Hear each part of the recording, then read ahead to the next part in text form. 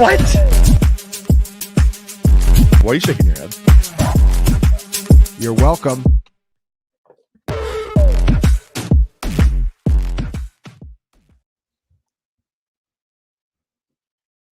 Hello. This is the CFF All Access Podcast. I guess I'm opening. I'm sorry about that, Josh. My bad, I'm here man. with Josh Chevalier and my cameraman extraordinaire from this past weekend, none other than JD Yankee. He even has the Oregon background and everything, going high tech on us here, JD. Very nicely done, my friend. JD, why don't you tell us just a little bit about the scenes, the sounds of both USC, Wisconsin, and your own Oregon Ducks riding into Pasadena, which is very lovely. We really liked Pasadena. To start their Big Ten careers. The first game for both USC and Oregon, the first official Big Ten games for both of them. JD, tell me a little bit about how the experience was for you, my friend. So I'll probably use some of your own words in the retelling of this event because no one says it better than our loquacious friend, Mr. Froton. Oh, thank you, English teacher JD Yankee. Yes. As we were driving in, right, Mr. Froton says, sometimes history just happens when you least expect it. You don't see it coming, and all of a sudden you're just there in a moment in history, and you know it. Whereas for this one, you know history's coming. We could feel it. We know 2 Big Ten games, a doubleheader. In California, sunny, beautiful California. There's never been seen quite like it. And we witnessed it. The sights and sounds, unforgettable. It was a beautiful day. The Coliseum, I've never seen the Coliseum quite like that. I've been to a lot of Notre Dame games at the Coliseum. Those are obviously lovely, but it's just a different atmosphere, man. It's just different with Wisconsin in town. Felt different. And then the Ducks just taking over Pasadena, man. The Ducks are taking over the Big Ten. You love to see it. California in general, West Coast, okay, all the way up through Oregon, West Coast. We're coming. We're coming for the Big Ten.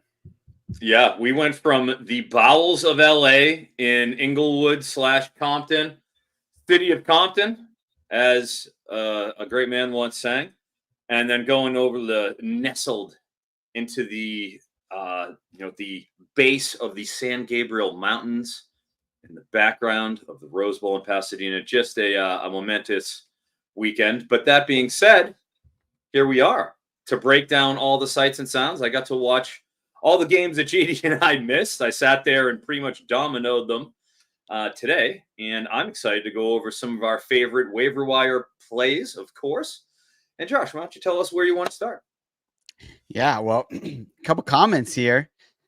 Old Steve Jackson over here. Pasadena is great. Just ask Alabama. A little shout out. Might have to talk about that game a little bit today. It's a fun little shout out to Alabama-Michigan game. And Bobby in the comments, born and raised in Pasadena. Right. We'll always love it. Bobby, right. Bobby, I actually, yeah, I lived in Pasadena. I lived about a mile from the Rose Bowl. Yeah. Oh, and wow. Yeah, right there by John Muir High School. Over there where Jackie Robinson went back in the day. So yeah, fun stuff. Glad you guys got to experience. Pasadena is a pretty sweet town. I mean, not gonna lie, it's one of those hidden gems, I think, of LA. So, I agree. Oh, absolutely, it's a hidden gem. Wonderful. It's on the outskirts, though. You know, like you're right. Yeah. Oh, you're out by the mountains, so you're east. Yeah. So, I mean, let's just start here.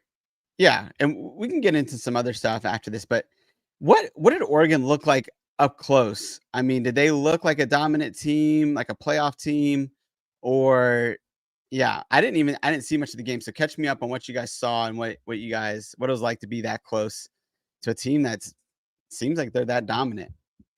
I guess from my perspective, I thought they looked fast, and what JD and I also talked about was our boy Sadiq, and seeing him in person. I know he's not some big, super college fantasy guy, but man, Sadiq in person and his frame. I know he's an H-back type. Like, is he a wide receiver? Is he a tight end? He's more of an H-back, but man, that dude moves extremely well for his size and the density of his frame. That was certainly something that we looked at. Also, I mean, where's Evan Stewart? Where has he been? Once again, we were expecting some Evan Stewart. I got him in the Golden Pigs Invitational. Shout out to Justin Leo. in that particular league. It was hope. I'm hanging on for dear life to him. I don't know what more we got to do at this point. Trayshawn Holden, bigger, physical, just imposing his will on defenders and looking like the true number 2 on the outside to Tez Johnson, who obviously got pounded with targets, went over his 5.5 receiving. Yeah, Evan Stewart, man, we're gonna have to put a milk carton out for that guy. Gone missing for sure. Shout out in the comments over here to Steve Jackson. Said 50-teamer update. 2 out of the 3 hosts won this week. I think he's referring to our 2 doubleheader hosts who won. And Steve Jackson, congratulations to you, sir. Gave my first loss in the 50-teamer. So well done, sir. I did not have the firepower. Unfortunately, I did not have 2 Ashton Genties on my team. If I would have, I might have beat you. But I only had 1. And the rest of my team decided to take a bye this week. So good job, my friend. Hopefully I can meet you in the playoffs. I would like to point out as well that the people on this podcast right now, all of us won, but me, Josh, and Zach Hall, I believe, are all 4-1, if I'm not mistaken. Is that correct, Josh? I know I'm 4-1. I think Zach is as well. Zach was worried. I can't remember if there's an injury or something. He's a bit concerned. I think it's his quarterback position, actually. My quarterback position is a disgrace. So I'm in big trouble. But that being said, the trade deadline is passed. Still sitting 4-1. I think I'm 8th overall out of 50 teams. Josh is way up there. I want to say we're all top 12 and currently in a playoff spot. But I've got Keon Jenkins. I started the last 2 weeks. I mean, he's putting up 20 points a week, but it's merely stopgap option. Picked up CJ Bailey for NC State. They're playing Wake this week. He might get the start. Also grabbed Evan Simon for Temple. And now he's injured. And they're playing UConn. It's the matchup I need him. So my skill positions loaded. Obviously, I have Khalil Mullings. Obviously. Anthony Tyus, I picked up before week 1. Somebody dropped him pre-week 1. Trevion Henderson. And then for wide receivers, Aaron Anderson, LSU, was a $190 free agent acquisition. Zachariah Branch, I selected, in the draft. And Tez Johnson was my number 1 overall, my number 1 selection. So those guys have all been huge for me. Really excited about Kanye Udo, too, who we'll get to. I also have him hanging on the bench waiting. So I don't know, Josh. I'm feeling pretty good about my 50-teamer team. I'm going to do I think it's time to do an update since we're about halfway through the season. I'm going to put an update for all my leagues. I'll just do a thread on Twitter tomorrow. I'll just get in the zone and just go through whatever the records are for each of them. So far so good though. That's awesome. Yeah. Well, Steve in the chat, he's got a little update for our host. Zach is indeed 4-1. Zach is 4-1. JD. Yeah. He is 2-3, but he was the top scoring team this week. Exactly. So we're going up here. So 4-1, all the hosts on this, and then JD top scoring team. We're looking good. Couple transitions here. I do want to talk about Ashton Genty. He is on my 50-teamer league. I did get blessed with the first pick, and that was a pretty easy one. And we all know who the first pick is. Yes, Ashton Genty all the way. And he also had a big week. Week 3 against Oregon. And then this last week, and I want to talk about Ashton Genty's start to the year and just how historic this has been. And I want to talk about whether he can keep it up. But let's take a quick break, and then after the break, we'll come back and talk some Genty. All right. Real quick before we get into Genty, I want to tell you guys about a couple of things we got going on here. We are moving up in the world, and mainly not because of us, but because of you guys. Your support and the way that you guys have supported this podcast. We've had thousands of downloads really over the last month. We've really been trending up in this. And so we want to thank you guys for that. But also what that's allowed us to do is to create our own podcast feed. So CFF All Access is getting its own podcast feed this week. It's actually up and you can get that on any of the platforms. So if you can go and give us some reviews and subscribe to that, that'd be really helpful for us. Also, because we are starting our own feed, we also wanted to give you guys some more content as well. So Froton doesn't even know about this yet, but JD and I are starting another podcast that is a player props only podcast that'll drop on Fridays. And so we're going to give you probably 15 to 20 kind of quick hitters. So it'll be like a 20-minute podcast, pretty quick to consume, but we'll drop it on Friday morning. We'll do it late Thursday night, so the lines won't move very much. But lots of stuff going on over at Fantasy Points. We also have a new partnership with Prize Picks in light of this podcast and all this other stuff that we have coming out. And so if you sign up there, if you haven't already, $5 just to deposit, you get $50 free on there. So super fun. Got a props podcast coming out. I wish our boy Froton could be doing that with us, but he's bigger than us. I'm occupied. Oh yeah, right. I'm here. What are you talking about? I'm not bigger or anything. No, I'm saying you're the props world, No, but whatever. We are hitting at a good rate. Listen, we're talking about props, and this is something that everybody should know out there. There is nothing. I've said it before. I'll say it again. College fantasy football makes you exponentially better at props, at dynasty fantasy football on the NFL side, on picking games themselves, and just the overall landscape of college football. Nobody, I mean, not even the national guys that you talk to are going to have the depth that you have at the G5. Shout out to the G5 Hive podcast. It's been a revolutionary experience. Luke, Justice, those guys. I mean, nobody is better at picking the college football props than the college fantasy football community. It's that simple. Yeah. We're the best in the world, guys, because we've been doing it longer than anyone. We've been looking at it. And you have all these Johnny-come-latelys who think they know how to do all this stuff. No, we're the best that there is. So the point being, and I'll leave it at this. I'm sorry. We'll get on to a damn show. College fantasy football just makes you better at everything, gambling or fantasy adjacent, in the entire football sphere. And it's frankly should be the baseline for everybody. If you want to be a true expert and you think you're going to go up to the NFL and you're going to be a writer and you're going to break in with those guys, you got to be different. That's a homogenous industry. That's everybody's doing the same thing. You got to be different. If you want to be the best, you have to have that foundation at the college level. And there's nothing better you can do than play college fantasy football to be acclimated to the skill positions. Absolutely. And one of the things that I think helps us too is that we all do, as part of CFF, we do projections. And so a lot of these different sites, we have projections. We have props comparison tools that compares them to our projections. Because our projections, and they're granular, right? So they're stat line projections. Because they're so good, we even have an edge with our projections, and we have tools that can help you guys be able to compare those and see where the discrepancy is in these projections on either side, either too high or too low. So there is an edge here. There's money to be made. What I love most about props, again, this isn't a prop show, but what I love most is that we can work together to help one another. Props, not feel like we're competing. We all bet stuff around behind the scenes. We all talk and try to make sure that we're all informed. It's great. We all win. Everybody wins. There's no losing. It's not a zero-sum game like college fantasy football. Yeah. We can all win with props. We're all on the same team. So I love that everybody's riding together aspect of things too, which, most of it, if you listen to this, you're probably riding with us. Yeah, for sure. Last thing, Steve asked, will I still be able to hear you on the old feed? Yes, we will still be on the Fantasy Points feed, and we'll also have our own feed. So we won't be killing that for the time being. So should be good. Get our podcast any way that you want to consume it, for sure. All right, I want to talk about Ashton Jeanty though, because this kid is just on an unbelievably historic pace.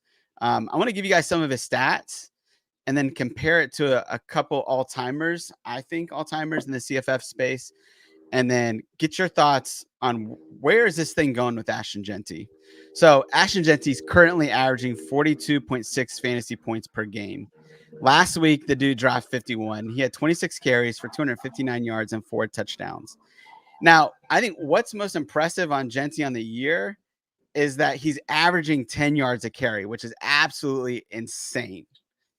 He's on pace for, over a 12-game season, 2,535 yards and 39 touchdowns and 18 receptions for 57 yards. And that would be 42.6 fantasy points per game, essentially. For perspective, Barry Sanders, in his all-time great year, right? When he put up 2,600 yards rushing and 37 touchdowns. He did it in 11 games. So that'd be 46.8 fantasy points per game. And a more modern one is Melvin Gordon. Remember that run 10 years ago? 2014, Melvin Gordon had Wisconsin had a few of those outrageous seasons, but definitely Melvin Gordon, of course. Yeah, 2,587 yards and 29 touchdowns. Oh, that year, he also had, I think, 19 receptions for 153 yards, another 3 touchdowns. He actually had 34. That was over 14 games, so he played a lot more. But it was 34.6 fantasy points per game was the Melvin Gordon year. So Genty's like at 42 a game. I mean, this is pretty insane. I won't talk too much more. I want to hear from you guys. Is this sustainable for Genty? 1, and 2, like, what are we looking at as far as, is this going to be like an all-time great season, barring injury coming from Ashton Genty? What do you guys think? Well, I mean, at this rate, how can you say no? He already went and lit up Oregon for 40 points. Yeah. You know what I mean? He could have pretty much done anything he wanted against Portland State if they wanted to. They were like, no, it's fine, Ashton. We're going to be giving you 30 touches a game for the remainder of the season.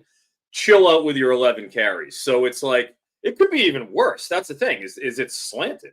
If you take out Portland State and you say, how many points is he scoring per game against, FBS opponents being Wazoo, not a pushover, at Oregon, and then at Georgia Southern, who, all right, fine, they breed shootouts, but he went 66, 40, and 51.5. So he's over 50 points a game at that. I mean, obviously, let me see. Yeah. I'll do the math in a second here. JD can talk and extrapolate how he feels while I put this together. Yeah. What do you think? I think, of course, he's going to have a historic season. I think it's very evident for those with eyes. I remember last year, like, we all knew he was good, right? We all knew he was very good coming into last year. And then immediately just seeing him, like his first touches last year and being like, this guy is not tackleable. Like these guys are not tackling him. And I think they were playing Washington in one of those games. It's like that team went to the national championship. He was doing it to them. He's doing it to Oregon right now with a chance to go undefeated. No, he's absolutely the truth. And the thing is, he has 6 receptions for 19 yards. One of his best attributes is as a receiver. Yes. He had almost 600 yards receiving and 5 touchdowns last year. That's coming. It's coming. So, like, what is he going to do? Even score more points? I mean, he's got Utah State up. They're not going to tackle him. He's going to go absolutely berserk. And, Froton hit on it. They're going to give him the volume. This is a team that's trying to make the playoffs. There's absolutely zero reason to slow down. It's something to witness, that's for sure. Yeah, and I did the numbers. 52.5 points per game against FBS opponents. Again, wow. He could have gone for as many points as he literally felt like going for against Portland State the game before Wazoo. But they had Wazoo looming, and they had just played Oregon. And you got a sandwich game against Portland State. Yeah, let's hang out. Let's chill out. So that 42.5 isn't. That's underselling him. It's 52.5 is the real number. Yeah. So, his number on Prize Picks last week, and I gave this out as I'm probably sure you did because it was a laugh. Prize Picks had him at 27.5 fantasy points last week. Okay, sure. He almost doubled it. He went 51.6. Yeah. Come on. 27.5. What do you put him at? 40 this week? I don't even know. Which is hilarious because his prop on Prize Picks was for rushing yards was like 165.5. Yeah. And it got down to 159. I was like, I'm betting this. And it's like the second carry or his first carry of the game runs for 76 yards. And I don't know if you guys actually saw, because you guys were probably at the Oregon UCLA game at that point. He bounced off of like 4 dudes. And it's just like the most amazing run. And I was listening to the Cover 3 podcast. I think I was on Sunday, but they do the late night Saturday podcast. And they're live reacting to Genty's runs, and it's just like every 5 minutes, like, oh, another 50-yard touchdown, another 50-yard touchdown. I mean, this kid is just insane what he does, and his contact balance is just ungodly. He's the best G5 running back since Marshall Faulk. Yeah. And that's 92. He's averaging 7 yards after contact per attempt. And like Josh said, it's not fluky. It's not like he just bounces a few ones. Like, he's going over guys consistently. He's got 5 more missed tackles than anyone in the country. Genty changes the way, and I think this is an important fact. He changes the way. If a team has played Ashton Genty, you need to look at their statistics differently. Okay, you need to look at it like Oregon right now shows is one of the worst teams against the rush in the country. But you go into that UCLA matchup, you're not expecting them to get ran on by UCLA because they don't have Ashton Genty. So it fundamentally changes how you should look at every single matchup. Have they played Boise? You have to ask yourself that every single game. So this is funny. I was looking at this before we came on. For Washington State, he had 26 carries for 259 yards. He had 234 yards after contact.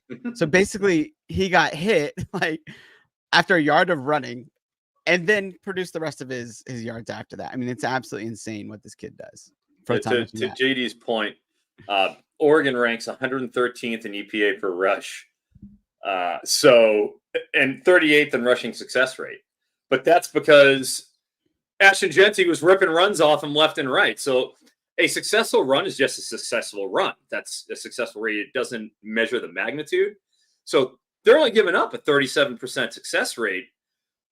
But the magnitude of the rushes for Ashton Genty mean that they're 113th in EPA. So he's a one-man wrecking crew in every sense of the term.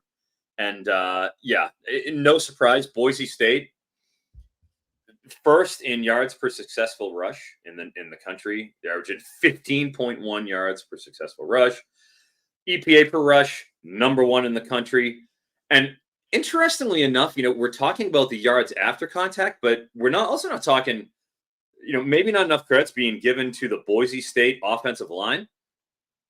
Yards before contact, 4.86 as a team, yards before contact. That is also first in the country, and absolutely a staggering line. You're not seeing, if you see 2, that's a great, like, oh, that's pretty solid. 2.5. Oh my gosh, you're blown away. Almost 5 yards before contact. I mean, the whole thing, the whole rushing attack is just one nightmare. Yeah. Lamarcus Peppermint here said, A-Chain said Genty is already a top 5 NFL running back. I remember when I first I have Genty as my Devy RB3, which looks foolish now. He should be RB1. And yet, when I did that at the beginning of the offseason, it was like a risky move. And it's just insane how much this guy has just shot up, I think, even draft boards. And I think what he's going to do in the NFL is going to be equally as incredible as what he's doing in college. He's absolutely a second-round pick. I would be shocked if he wasn't taken in the second round. Yeah, absolutely. Little look real quick at Boise State's schedule, and then we'll answer that question. But they got Utah State coming up October 5th, and then Hawaii. The big defense they play left is UNLV on October 25th. Is that in Vegas or is that in Boise? I think Bobby says, can we get another Vegas appearance, Boise versus UNLV on Friday, October 25th? Well, that is an interesting one. That's a Friday nighter. It's at Allegiant. He said it. Bobby says it's at Allegiant. Very intrigued. We'll put it that way. I will say this. There's also another Friday night game for UNLV coming up, isn't there, Bobby? That would be this Friday night. And that would be against Syracuse in what is a titanic college fantasy football matchup. And Bobby, I'll be at that game. Wow. Yep, that's Syracuse, UNLV, the first post-Suka game, I will be in attendance. Fear not. That's amazing. That's amazing. Well, good stuff. I think we're all in agreement that Genty's a pretty historic running back already in college, and knock on wood, as long as he doesn't get hurt, this kid's set up. As long as I think they're going to keep feeding him too, because he's on a Heisman run right now to try to get to New York. And, I think they're going to keep feeding the ball. JD, any last parting thoughts before we move on? Yeah, I just wanted to point out they got 3 Friday games left. It's almost half of their games are on Friday. Like, they got some standalone games to get more eyeballs on him, and they are going to make sure he goes bananas for every single one of those games. BANANAS. I love it. Well, hey, let's talk some waiver wire after this. And there's a question about Brendan Marion getting a head coaching job at UNLV. from UNLV. So we'll talk about that after the break. All right. Question here, real quick, to kick us off. Do you think Brendan Marion gets a head coaching job after this year, guys? Eric, we'll let you start. Bing, 100%. Yeah, easy call, easiest call. Yeah. Where do you think he would be best suited with his go-go offense? Do you think there's a team out there that sticks out to you, or a place, a system that needs that kind of creative offense to stand out? I'd like to see him go Big Ten, because the Big Ten offense is, with Andy Connell-Nicky going to Penn State, that it is kind of shown that you're going to have to score with Oregon. You're going to have to score with Ohio State. You're going to have to score with Penn State now. And if you want to be in the Big Ten championship game and you want to be in the 12-teamer, you're going to have to fire away. Now, does that mean is he a head coach in the Big Ten? Maybe they bring him in as offensive coordinator, right? I could see that happening, like a high-profile OC job. All right, I could see him going that direction, but maybe at Mississippi State, post Levy. Levy's there. Excuse me, not Mississippi State. I meant Oklahoma. Levy left Oklahoma. They need something going on over there. It's a catastrophe. Yeah. I mean, can it get any worse than when we saw they just lost to Auburn? An imminently flawed team. Finally, a good press conference for Hugh Freeze. I was at one that was like a funeral. So, good for those Auburn folk having a little bit of optimism. Yeah, there you go. JD, what do you think? Brendan Marion get a head coaching job soon, or a high-profile OC job? I'm a big Brendan Marion fan, so probably. And there was chatter about that this offseason, and it looks like they're going to have a special year, so probably. But I'd be very surprised if it was a power conference job. He's still really young. It wasn't that long ago we were talking about UNLV's offense disappointing, looking disjointed. I don't know if it's come out what coach was making the promise to Sluka that didn't fulfill it. They're 84th in success rate right now, kind of. I know they played some tough teams. So, yeah, I could see him getting a high-profile OC job, or going to make a G5 team. Very fun. That's what I would be rooting for. Go have another fun offense we can draft in. Yeah, more fun offenses we can get in CFF, the better. Yeah, interesting. I like Bobby has always good insights, but he says Barry and Marion might both be gone. Barry back to Arkansas, and I can see him bringing Marion and share with him. Imagine Taylor Green in the go-go. It is interesting. I think Arkansas is the type of place that could actually benefit from an offense like this that would, little creativity to it. But Bro, if they brought back Petrino, they'll bring in Brendan Marion. Oh, for sure. And I wanted to talk about UNLV to transition to waiver wire talk and QBs, because there was a big transition this week at UNLV when Matthew Sluka decided to leave the team, and Malik Williams, great to Ricky White's happiness. And any CFF owner that has Ricky White on their team is very excited to see Malik Williams take over. Finally. And he's got to be at the top. He's been a blank. Yes. But Malik Williams has got to be at the top of any waiver wire talk as we get into that this week. And JD, I want to kick off with you. Who are the guys that, is Malik Williams at the top of yours? And if not, who do you have? I want to hear all your guys. He's definitely at the top of mine. This was divine intervention for Ricky White owners. And if you are really hurting that quarterback, I mean, you can't ask for much more than this.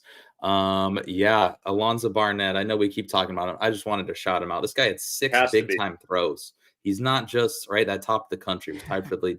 This guy's not just going out there and producing, right? It's not just the empty stats. Josh mentioned it last week. This is back-to-back coaching staffs that have loved the guy. The last one, Signetti, looks like he knows a little bit about football. Yeah. And he was ready to go to him as a young kid. So, I mean, James Madison, right? Over 100 points in 2 straight weeks. I'm sure he's already off the waiver wire, but wow, looks like we could have some stars arrive after week 4 and after week 5 in Barnett and in Malik. Yeah, that's the beauty of college fantasy football is it's the constant discovery process. There's always movement. There's always shuttling up and shuttling down the depth charts. Where you're watching the NFL, obviously we got our Monday night games. You know who's playing in every game. You basically have an idea of everybody what doing what? The great unknown of college fantasy football. And I was very lucky to have Haj Malik in the G5, which saved my bacon on Sluka. I backed him up with Haj Malik. And in my home league, the NCFF, that we have 45 roster spots, but we don't have a waiver wire. So I took Haj Malik with my last pick in the entire draft. My last one. I didn't have Sluka. It's like, if he wins this job, he's a better passer than Sluka. I wanted to at least have him on my roster. And that has been, one of the better moves I made in that entire draft. And I will say that I took Gabe Sawchuk accidentally in that draft. So the good thing is now I have 975 points scored and no one else even has 800. So I'm absolutely bashing the entire league. But I did Gabe Sawchuk. So. That's amazing. I love that. Alontae Barnett, man. I mean, that kid, he might go down as like CFF waiver wire pickup of the year. I mean, if he's putting up, these numbers are insane. And look, the Sun Belt looks pretty bad, and JMU's schedule looks very soft. They're a team that could, compete for that G5 spot if some of these other G5 teams slip up and they go 12-0. Which, look, I'm a JMU alumni, and I did not see this coming. I mean, I don't know. Ooh, yeah. So, but I mean, who could have predicted this? I mean, when you thought Dylan Morris was going to start the year, we all know, which is the first thing, is like we all knew what Dylan Morris was, so we just never gave them a shot. And then Alontae Barnett comes in and you can see why he was over Jordan McLeod to start the year last year. So, yeah, fun stuff. What other QBs you guys got on the waiver wire this week? Froton, you want to take some? Am I muted? No, you're good. You're good. Okay, good. Sorry about that. I hit mute for a second. Now I'm back. My boy Wooly Woolridge, crowd favorite over there in Louisiana. Pretty nice little game against Wake, right? Put up 34 points, 20 of 29 passing, 69% completion rate. Yeah, 9 yards per attempt, 3 touchdowns. Even goes and cashes in a rushing touchdown with 34 yards. He's actually had over 30 yards rushing in each of the last 3 games. And obviously, as mentioned, 4 touchdowns in each of the last 2 games. 3 touchdowns in week 1, and then they smoked a beleaguered Kennesaw State defense in week 2, where he didn't even have to do anything. He just hung out, basically. He only threw 19 passes. But against actual competition, look, Louisiana, 40, 34, 33, 41 in terms of points scored. In a time where, as we're living in the running clock time, it seems like scores have been somewhat suppressed, at least in the Power 5 level. We've seen defense be more effective. Man, not so far with Louisiana. And that's what we like to see, because Wake put up 38, Tulane put up 41 on them. I'm excited to see these fellow pretty talented Sun Belt teams. I would say the Sun Belt is as good as any of the G5 leagues at this point. I mean, obviously the AAC maybe has a step up, but I think they're right there with any of them. So I'm excited to see what he can do. He's only at a 9% ownership rate.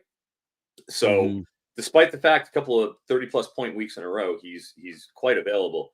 We're going to go with Christian Villiers, 4%. How do you like that? Froton, French-Canadian pronunciation. You guys didn't think I had that in my bag, did you?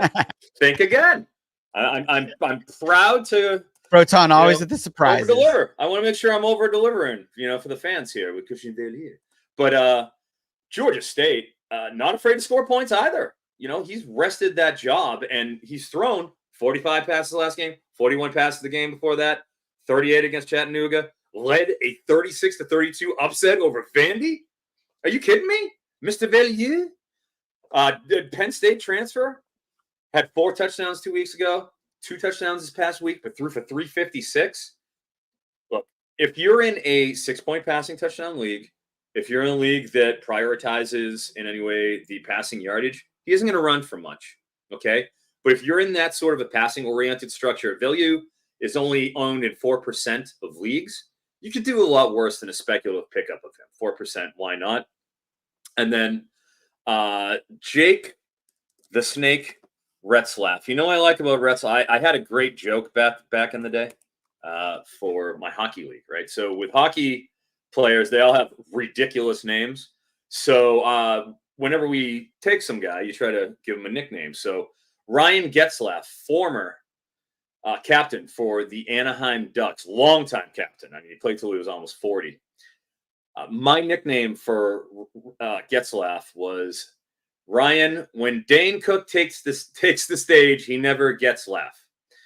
And I'm going to try to repurpose that for Jake Retzlaff here, and get some Dane Cook slander in there. No offense to Dane Cook fans out there, but it's just the comedian I had to use.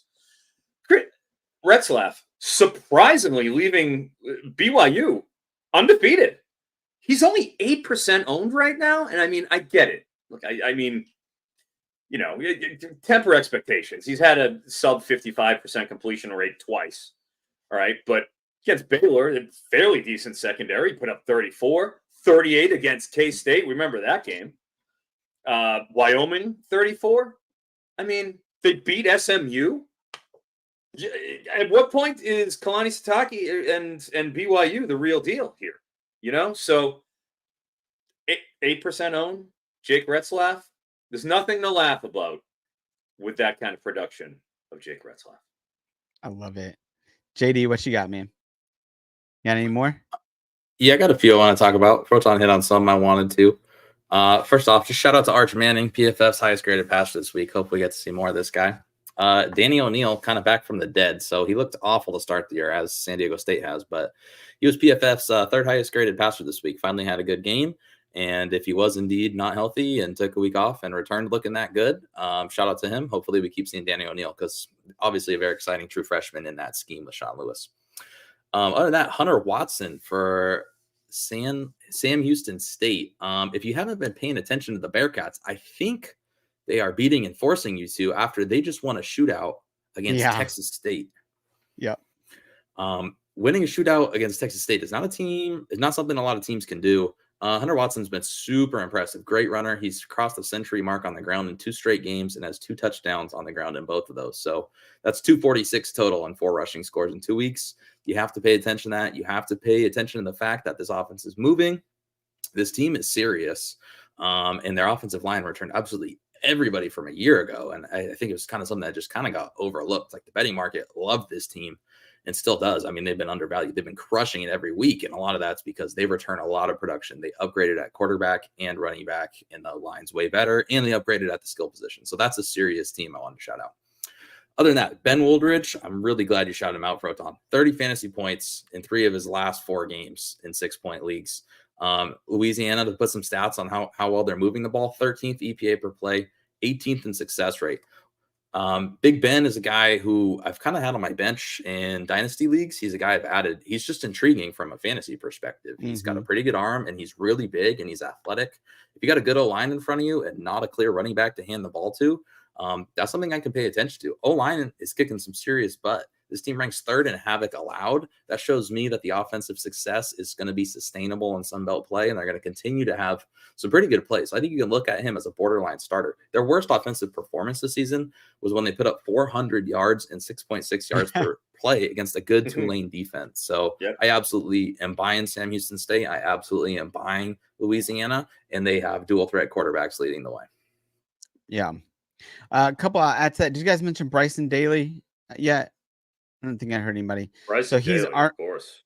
Yeah, Army quarterback. I mean, the last 2 games, I think he has averaging 148.5 rushing yards and 3 touchdowns on the ground for 40 fantasy points. I mean, obviously, he's not going to, he's going to be touchdown dependent. But look, Army looks good. And if they're playing if they're playing ahead in games, then he should be able to put these points. It might be matchup dependent, but he's one. Another guy we've talked about him ad nauseum. I probably should not keep bringing him up, but he's just not owned. Is Tyler Huff from Jacksonville State. He was on bye last week. He is at 10% ownership. So the kid, I think the last 3 weeks is averaging 26 fantasy points per game, 26.4 fantasy points per game. And he keeps going up. And they're in the Conference USA. It's just a conference that you want to go after. Sam Houston State with Hunter Watson's the same thing. So easy matchups for those guys heading into conference play. So Tyler Huff's another guy. He's probably still out there, and you can pick him up too. So those are the quarterbacks that we have. Let's go to running back here. We'll start with you, Froton. Who's your favorite running back pickups this week? Well, this is a guy that I have in a couple of our dynasty leagues, and I'm really excited about this because my favorite Prince song ever, and I don't understand how this song wasn't the biggest dance hit of the 80s. No offense to Whitney Houston with I Want to Dance with Somebody. You know, the ladies love that one. But if I'm going with my dance hit of the 80s, it is Baby I'm a Star, Thomas, for Duke. In addition to the 3 consecutive 100-yard games, if you watch Purple Rain, and just go right now, everybody, if you can, tonight for Froton, just for Froton, I need you to listen to Baby I'm a Star by Prince. All right, it's off Purple Rain. You can watch him perform it if you go over to YouTube and see the actual Baby I'm a Star performance from the movie. It blows away Morris Day from the time. He's pissed. He walks out of the bar. He's like, God damn, Baby I'm a Star. He's right. So I've been dying to repurpose that. We have Star Thomas, and he's earned it. He's earned the first ever Baby I'm a Star nickname that I've given out, which is just the absolute apex. If you listen to that song, understand the love I have for it. 3 straight 100-yard games. It starts out with UConn. People are like, is that for real? Middle Tennessee State, another little cupcake, 17 for 111, and he gets 2. All right. Jarquez Moore is back this week. They're playing UNC. What's going to happen? Is Jarquez going to take siphon touches? Oh, no. 30 carries for 166, catches 2 of 2 for 45 and a touch. Are you kidding me? Star Thomas puts up a 33-point week against UNC, and I like the schedule these got coming up. Going to be completely honest with you. Georgia Tech this week. Fine. I'm not afraid of Georgia Tech anymore. You got to bye, and then just a sputtering Florida State. Can't seem to do anything right. You get SMU, fine, okay. Miami, yeah. But then the stretch, NC State, helpless. Virginia Tech, I'm down to play that Virginia Tech defense right now. And then finally, the coup de grace, the worst defense in the ACC, Wake Forest. So, I mean, I'm here for that entire schedule. Moving on, Yeezy, Kanye Udo has surpassed the former Kanye over there on Appalachian State. Now that Anderson Castles and the Sand is taking him over, there's only one Yeezy. It's Kanye Udo. You want to talk about the Army team that we mentioned with Bryson Daly. Dude, Army, undefeated. Army, ripping teams. Yep. Left and right on the ground. In fact, they have a wide receiver who, I don't have my wide receiver list, but he's well, here we are. He's a wino. He's a wide out in the name only, and he's getting 66 yards he had last game. We'll get to him when it comes to that section. But with Yeezy, 14 for 128. I bet I played him the 50-teamer against Rice the week before. But look, week 1 Lehigh, 15, 75 and 2. Week 2 against a decent Florida Atlantic front, 14, 70 and 1. Goes 14, 128 and 1 last week against Temple. I mean, this Army team is rocking. I want a piece of him. And then lastly, dynasty-wise, especially Micah Ford, Stanford, is only 1% owned. He went and was pretty much the only thing they could do that even looked competent against Clemson, against a good front. He had a couple of really nice runs if you watch that game. I mean, he has to be picked up. I love that. Hey, before you give us your list, JD, I'm putting you on the spot here. Have you answer this question? Has Naquari Rogers taken over at New Mexico? I asked you about New Mexico because you've been writing about him in our betting columns. What in Froton, you can answer too if you want, but Naquari Rogers, is he the RB1 now there? Like what's going on with that backfield? I still think there's going to be multiple guys getting carries. I don't think Eli Sanders is disappearing, and the quarterback still gets carries. So he's mildly intriguing, and he's a pretty good player, and he catches some passes, but I don't think it's going to be like a huge percentage of the workload. Yeah. Froton, you got an opinion on he this? just sort of popped. I mean, he had 3, 5, 2, 6 in terms of carries, and they played in Mexico State. It's a 50-40 game, and he rips 21 for 122 and 3. Yeah, it has to be monitored. Anytime something like that happens for an offense that's looking like UNM right now, like he needs to be radared.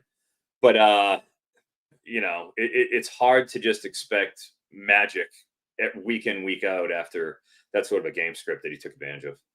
Yeah, totally. Hey, we're gonna take a quick break here. When we get back, we're gonna get JD's running backs. All right, JD, start us off. Give us your running backs for the week. All right, so obviously I knew we were going to be talking some Ashton Genty, so I had to go digging into the stats to just see if the stats matched how impressive the eye test was, which I think our obviously overwhelming answer to was yes. But anyway, anytime you're in the same locale as Ashton Genty on certain metrics, it makes you pay attention. So I'm glad Froton shouted out Star Thomas. He forced 16 missed tackles this week. Okay, that's 4 more than anyone else. Baby, he is a star. Yeah. He really is, man. It's not just the volume. The volume's absurd. 69 carries in the last 3 weeks. It's also the efficiency. He's running dudes over. You got to love it. Below him was Ahmad Hardy, a true freshman for Louisiana Monroe. Guy we haven't really mentioned a ton. He had, I believe, 27 carries, and the offense just really did nothing else. Bryant Vincent, we saw it with his offense last year. He just has a way of moving the ball, and generally it involves handing the ball a lot to a running back who's going to be a workhorse, and that's Ahmad Hardy. So this guy, serious player. Again, Josh mentioned it last week in the NIL and transfer portal era. Who knows if this guy will stick around, but I don't even know if you have to only look at Dynasty. I think he looks like a serious player come conference play. Other than that, I did want to shout out Jay Ducker. Again, he's taking over Sam Houston State. They're moving the ball, man. This guy had 3 touchdowns, and you could say, well, his efficiency wasn't great, but he had a Cam Scoutaboo stat line, okay? Because Cam Scoutaboo faced Texas State. I believe he averaged 2.5 yards per carry, if I remember correctly, and Ducker did that same thing. And again, this offense is moving, and they're probably going to have some positive game scripts, and this is a guy who went for over 1,000 yards at Northern Illinois in kind of a similar style scheme. He went to Memphis. Some folks kind of forgot about him, and I don't know. I haven't, man. I think he's a really talented piece of a really good offense. Yeah. You guys have any opinions on Manny Covey? Shane Whitehead mentions that he went off after the Cincy injuries. I saw that a lot of it was receiving work. I caught that pass that they scored, and it was just, I mean, he was broken running down the side. There was no one even near him. That was just a straight dump and go. But yeah, injuries are what they are. As anybody listening to this pod knows, I love me some Brendan Sorsby. Once again, he goes and clears us over, drops a 350 burger on us, a ladder play and up, down, all around. He's just awesome. So I want to have whoever his backfield muse is. Another question here. Should I unload my budget for Chris Johnson Jr.? CJ2K nephew looks electric. So Chris Johnson from Miami, I think is who he's talking about. You guys have any opinions on whether LaMarcus Peppermint should go after Chris Johnson? I mean, sure. I mean, are we talking unload your budget for Chris Johnson? I think obviously you look good, but he's a running back, and there's still Damian Martinez. There's still Fletcher there. He only got, 1 carry. He looked good, but I think you don't have to give the full budget on Chris Johnson. I think you could be strategic about your budget and targeting Chris Johnson. I think Father Whale he's still a little under, you know what I mean? I think this is an argument among these two that for their affection for Chris Johnson. So we'll let them fight this out in the chat. Oh, I appreciate that. Yeah. Hey, that's okay. And the Miami fan says no. Just no. Yeah. I was gonna say probably smart. I was gonna say, let's rephrase the question. Should I unload my budget for a 180-pound true freshman who just had 1 carry and is behind 2 other underclassmen on his own team? I don't know. And Lyle, who is probably the RB2 in this class. Lyle's pretty good. Yeah, Jordan Lyle's a pretty good running back. Oh, I don't know. Who's RB1? Oh, I mean, Caden Durham to me right now. I think it's Caden Durham. Durham. Got him in the Industry Dynasty League, and I got him in the 20-team CFB Winning Edge League. So, Caden Durham up for Froton. Yeah, well, I mean, any kid. No, you can't have him, Chris K. He tried to come and get him from you. No, you can't, Chris K. Yeah, I mean, any kid that's running a 10 300 meter, 205 pounds, doing that. Kid's He gonna be electric. I love hits it. that cruising speed too. It's an easy cruising speed. He's just extending down that sideline. Oh Yeah. man, yeah, it's on. And again, I'm not comparing him to Ashton Genty at this point, but his frame is similar to Ashton Genty's in the sense of like guys bounce off of him because his center of gravity is so low and he's so powerful that they just can't get a good hit on him. I mean, you see with Ashton Genty a lot. It's very similar to the South Carolina game where guys would just would hit Caden Durham solid, and Caden Durham just like gets low and has a great balance. Slides off him. Yeah. Slides off. Yeah. I mean, it's very similar running style. So not saying they're the same back. Caden Durham is a top target if he's still available out there. He should not be in your league, but I do think he's like I think I had him at 26%. So if you're in some league where is he 28% right now? Yeah, that's a guy to unload your budget on. I'd be shocked 2 weeks in. Well, that won't happen after this. Yeah, well, he'll be gone. Yeah. And Lamarcus Pepperman one more time. Brashard Smith. You realize he has wide receiver eligibility in some leagues? Yep. Oh yeah. He does. It's wild. I got him in the Golden Pig Invitational at wide receiver. I'm not sure why Justin allowed me to do that, but bless his sweetheart. Yep. He's a wino. Another wino. Yep. You have a Tito's and the winos now. The wide receivers in name only. There you That's go. what straight up. We just talked about 2 of them. There's no way. There's no way Brashard Smith is a wide receiver. I just want to see the Rhinos unleash now, so we can have some running backs in name. The election's coming, so we'll get the Republicans in name. Is that running backs in name? Okay, you're right. The winos. That's like a political term, so I wanted to stay away from that. I want to keep it. There we go. Look, JD, man, he's not afraid. He's not afraid with the hard hitting facts. My politics is college fantasy football for life. That's where I'm at. That's what I want to talk about. I don't give a shit. That's fun. Sorry for swearing, but in politics, get me pissed. Oh, you're good. Care. Father Whale, he has Brashard Smith in a C2C with me. Apparently, I allow him to be a wino. So, Gadsden, all right. First off, Elliot Mays, I know who you are. You're bacon fueled. Stop lying to us. All right, stop. I know your alias, Elliot Mays. Hey, local Austin guy. Be kind to him, dude. We got it. Well, we'll talk about that. If I come to Austin this year, which I am, then we got to hang out with Elliot. That being said, Gadsden is a jobber. Yeah, this is what happens to people who cheat the system and draft Tito's. That's what you get. You get a couple of stinkers. You get a 2 out of 4, 2 total stinkers, 2 good ones. Good. You all deserve it. You all deserve it. That's awesome. Okay, I want to talk a little bit about Isaac Brown from Louisville. I mean, this is a kid, Notre Dame this last week. We've been waiting for him to take over that backfield, and I think he might have this week. I mean, had 13 carries for 78 yards, and then had 95 yards total, had 19.5 fantasy points, caught I think 4 catches for 23 yards and a touchdown out of the backfield. I think Isaac Brown, he's clearly the most talented back. I mean, he's the guy that our boy Jeff Brom has compared to Jawad Jordan. And if you watch him run, I mean, not only does he have, I believe, the same number, but he does look like him, and he's explosive. And he's the type of guy that our boy Brom loves to scheme up touches for. And he only had 19.5 fantasy points, which is a lot, but on the waiver wire, he's probably not going to stick out. And I think he's only at 9% ownership. So I don't think he's going to cost you a lot this week. I don't know if other people are on him or not, but Isaac Brown is a guy that I would absolutely target if you have a running back need and you can't get Star Thomas this week. He's a guy to go after. Froton, you got opinions on Isaac Brown? Yeah, I mean, it's a backfield we had no idea was going to happen coming in. Totally unsettled. Chaney, Maurice Turner, Isaac Brown, all of that. And it's clear that when I'm watching those games and I'm looking to see who's got the juice, Isaac Brown's got the juice, and he's young, and he has a chance to really grow into the role. There's a lot to like.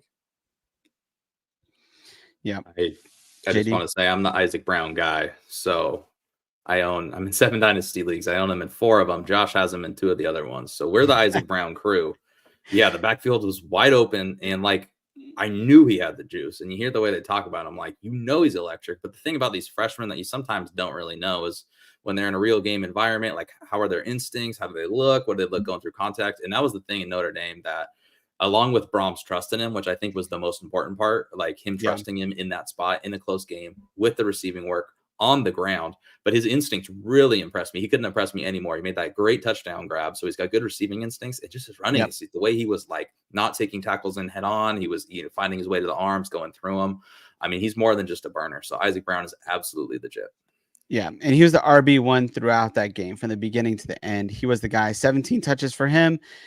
The rest of the backfield had 17 combined touches. So it just goes to show you where he's at there. And I wasn't sure either when they were playing a cupcake schedule. They didn't play him a lot. I mean, he had some big weeks.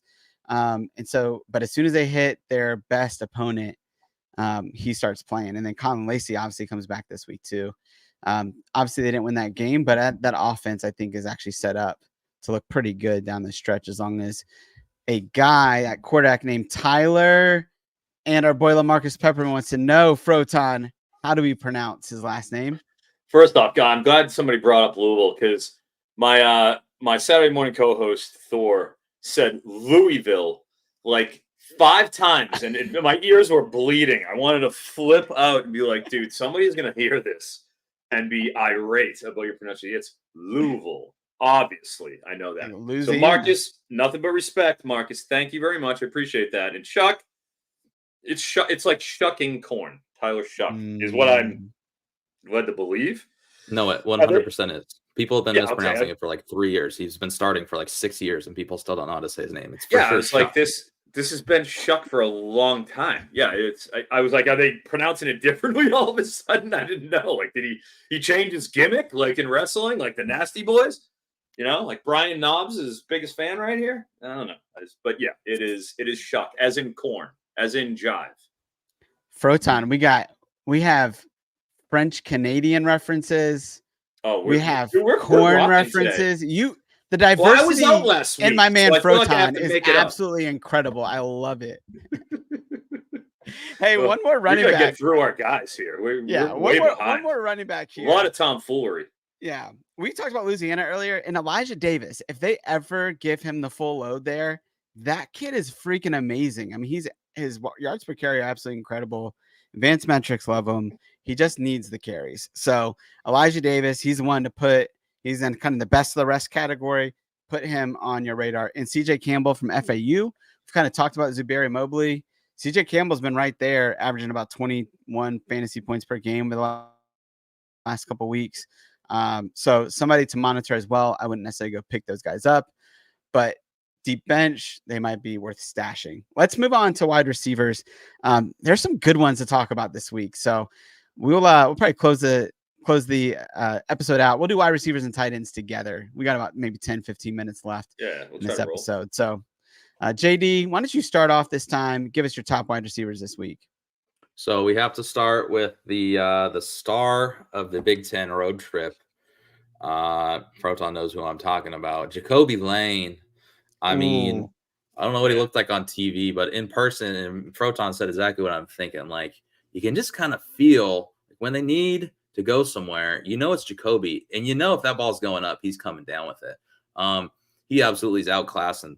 He's outclassing people. I remember hearing, who's going to be the wide receiver one for USC. It's like, I don't really care. Hasn't been relevant in a while, so I didn't really have many horses in the races. But I remember, like, they asked Miller Moss, and he said, Mekhi Lemon.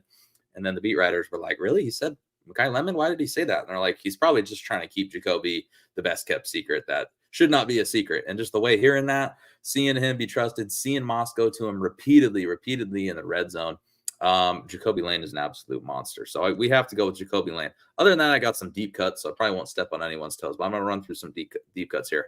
Matt Sykes for Rice. He's a UCLA transfer. He has 25 targets. He's been pretty good his last 2 games. Yeah. Former 4-star recruit. So big fish, small pond. It looks like EJ Warner. We know he likes to go to his guys and go to them over and over and over. And Rice stinks. Raylan Sharp, kind of a deep cut. He had 16 targets against UNLV, 10 receptions for 116 yards, 17. He has 17 plus fantasy points games, I believe, in 3 straight.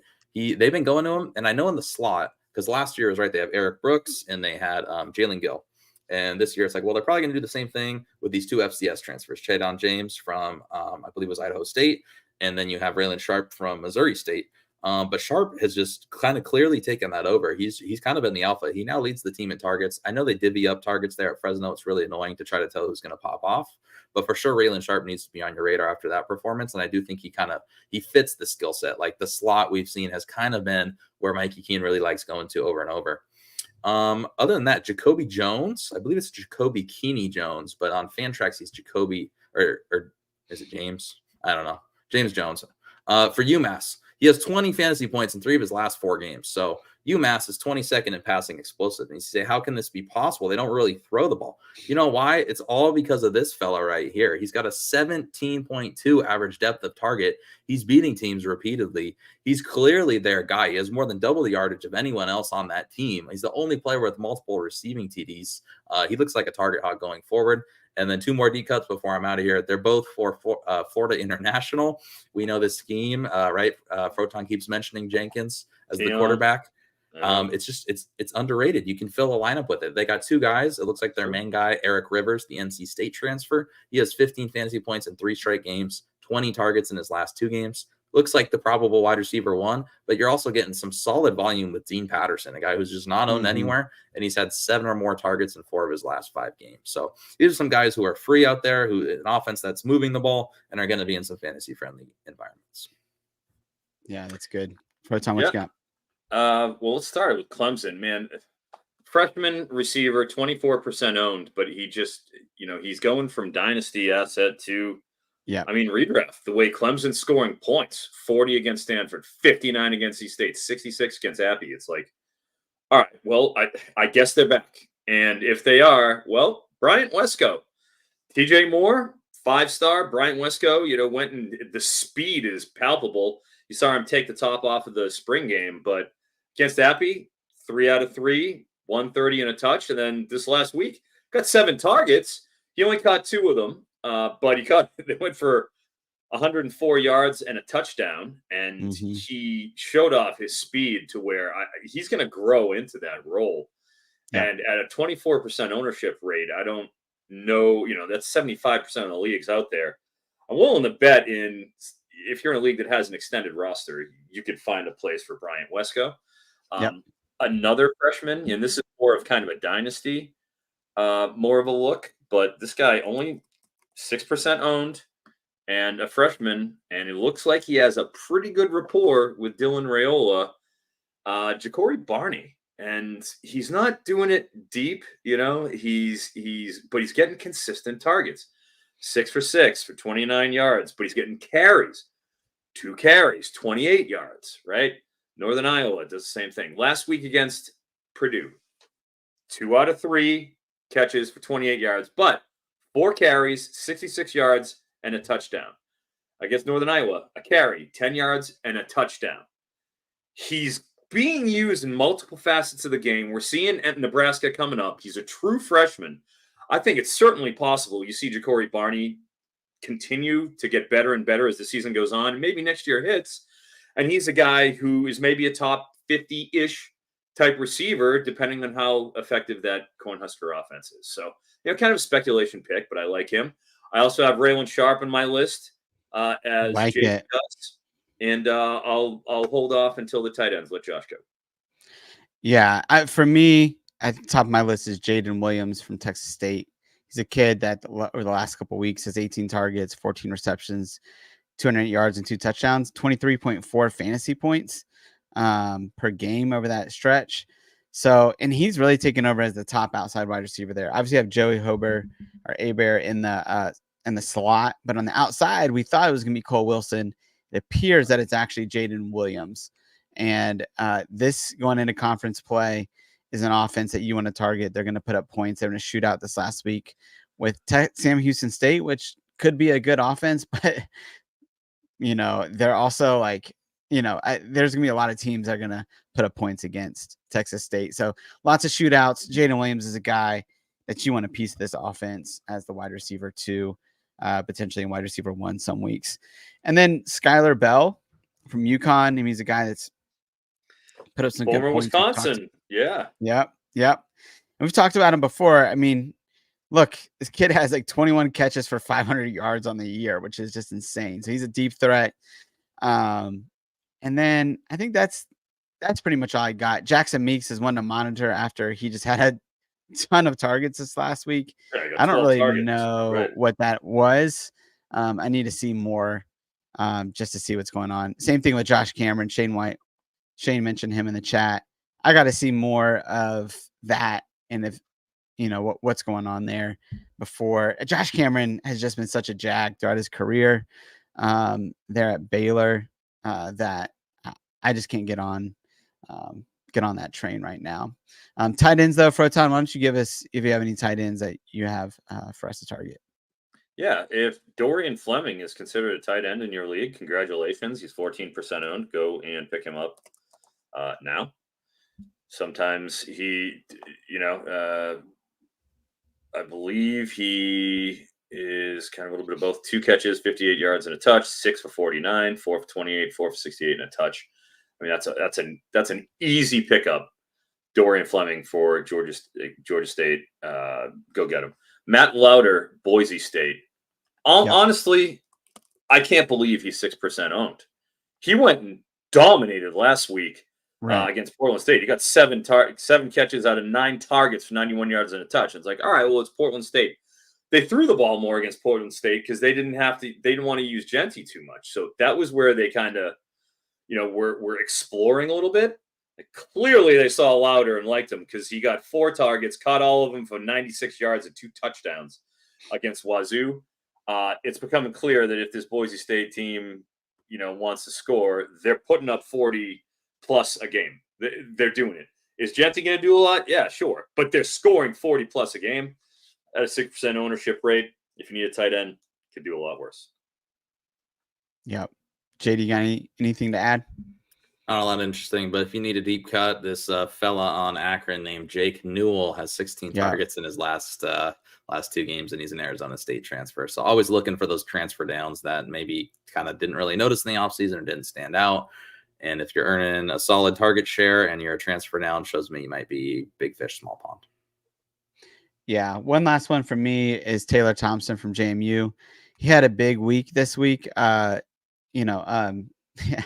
him in the 50-teamer against C. Jackson. I think he had 21 points, and my tight end put up a stinker. So honestly, it was one of the keys to the matchup this week was Taylor Thompson going off.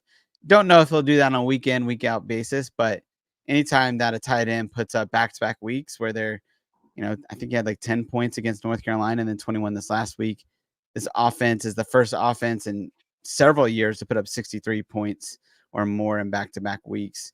We don't know what's going to happen, but to have pieces and shares of that passing game, you could do worse if you're looking for tight end help. So, but Matt Lauder, I mean, I think he's clearly a top pickup this week if you need tight end help, because Mattson's not relying on a lot of dudes out there, and a lot of them are hurt on top of that. And so he's looking at Lauder. It's Lauder and Genty, and then whatever backup running back is healthy that week at this point, seems like, for that Boise State offense.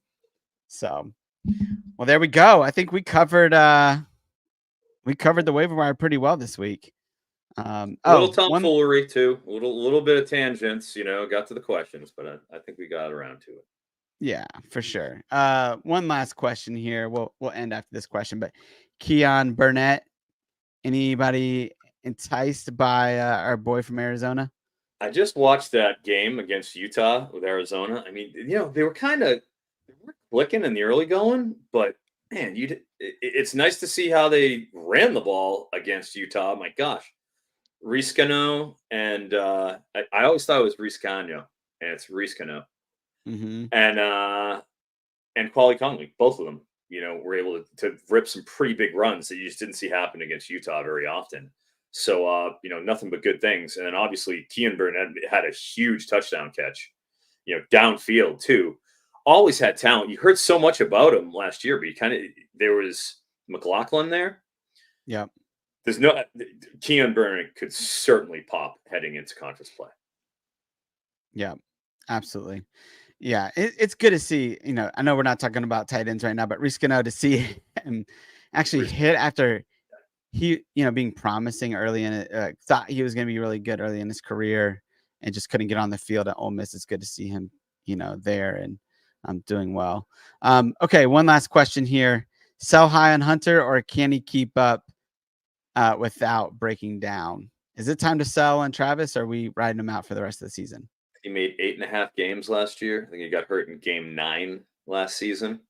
So you probably still have a couple more weeks, but if a trade deadline's coming, I don't know. Maybe he does. He has once, but man, when he's out there, I don't understand. It's hard to trade a guy who's getting that much guaranteed volume. But he's getting it. He's a Deion's adopted kid. He's getting targets, So I'm not worried about. I'm not worried about Hunter. I'd have a hard time trading him. Yeah, Yankee, you got a thought on this? Yeah, there's no reason to expect him to slow down. Some beautiful matchups. He does still have 2 bye weeks, but I don't know. If you're hoping a player gets hurt, then could be any player. Yeah. All right, this is the best question of the night, so I guess we got to do one more. That's not it. Is Cam McCormick a good stash tight end for a few years down the road? The 9th year tight end from Miami that caught a touchdown pass in this last game. I mean, look, this guy's been absolutely wide open against both Florida and Virginia Tech because the kid, he should be selling insurance or something at this point. And he's done playing college football at 27. He'll be, maybe he'll join us on the CFF All Access show next year as one of our co-hosts. Who knows? So, I was listening to this game. He'd be thrilled to join, I'm sure. Yeah, I was listening to this game because obviously we're traveling around Saturday, and I'm trying to see who he throws a touchdown to, and like Cam Ward, and he finds college football's Methuselah. I'm like, who? And like Cam McCormick in his 9th year. I'm like, oh, great. Yeah, it's like that doesn't help out anybody right now. So, well, man, now we're just throwing random Miami guys in just to throw in random Miami guys, and I'm here. Hey, I thought that was a funny comment. That's a good one. Lamarcus Peppermint's from Coral Gables, so he had to throw one out there for the Lamarcus for the Incense and team. Peppermint. Yes, there we go. Appreciate you, Lamarcus, my friend. Yeah. Well, hey, quick reminder: our show currently has its own podcast feed. We just got a new podcast feed, CFF All Access. You can find us on all the platforms. Feed, by the way, they finally gave us one. Thank you, all of you. We have arrived now. Yes. Thank you. We love it. So if you're liking the podcast, please go review us there, subscribe to that, and you'll be able to get us every week. We'll also still be at FantasyPoints too, so you can find us there as well. Thank you guys so much for joining us tonight. Looking forward to being back later this week with JD on our first ever prop show, CFF All Access Special Edition prop show. We'll drop that on Friday morning, so look out for that coming your way. Until next time, do small things with great love. What? Why are you shaking your head? You're welcome.